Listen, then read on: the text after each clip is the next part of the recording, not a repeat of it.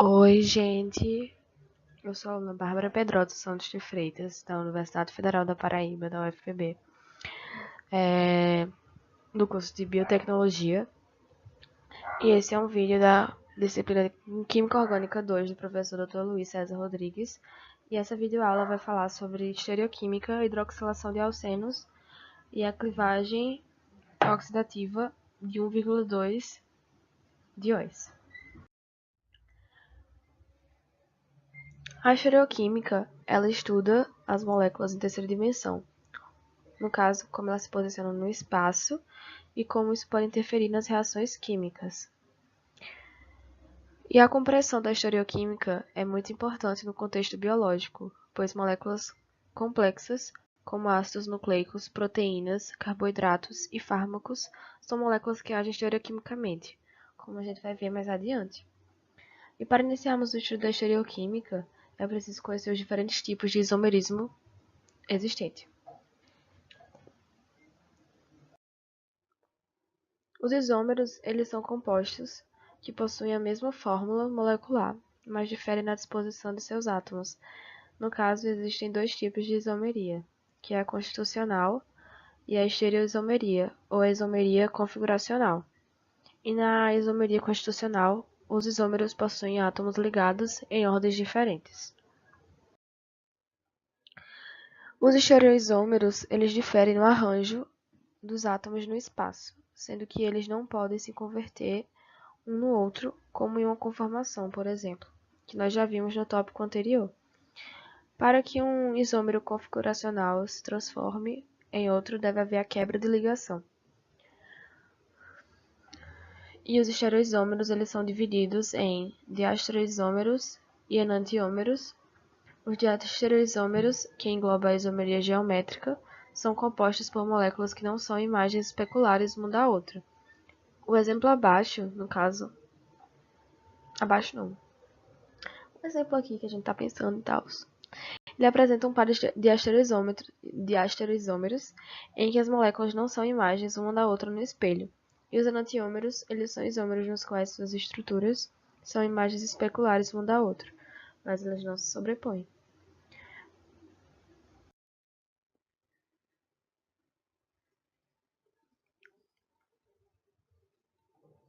E vai ter essa imagem aqui, mais explicativa, que fala sobre a isomeria. No caso, a definição. As isomerias são compostas com a mesma fórmula molecular, mas com propriedades físicas e químicas diferentes. Temos os tipos de isomeria, que tem a plana, que ela pode ser de função, cadeia, posição, metameria e tautomeria, e a espacial, que pode ser geométrica e óptica.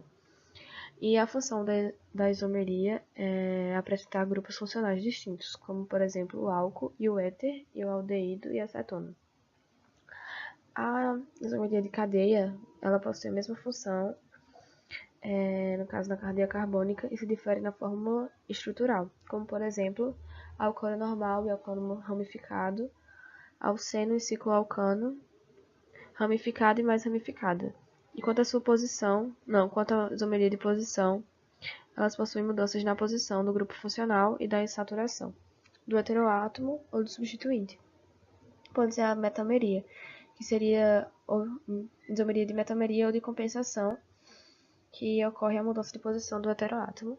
E a isomeria de no caso a tautomeria, tem o enol, não sei ler isso, deixa quieto. E os enantiômeros, não.